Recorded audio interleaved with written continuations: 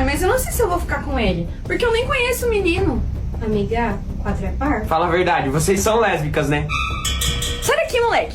Idiota. Eu acho que é, hein? Essa história de amigas aí não tá colando. Idiota! Que horas que começa o filme? Às 5h30.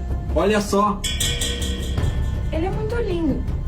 Mas outro cachorro? Sim, e ele é da mesma raça daquele de ontem. Tá, mas só essa semana já são 4 cachorros que você traz pra dentro dessa casa. Eu tô encontrando um cachorro atrás do outro. As pessoas estão abandonando eles.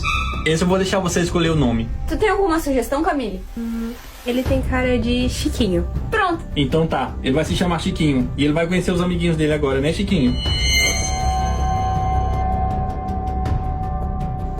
O que foi, Larissa? Nada não, deixa pra lá. Então vamos, senão a gente vai se atrasar. Ei, pra onde vocês vão? Ai, está louca!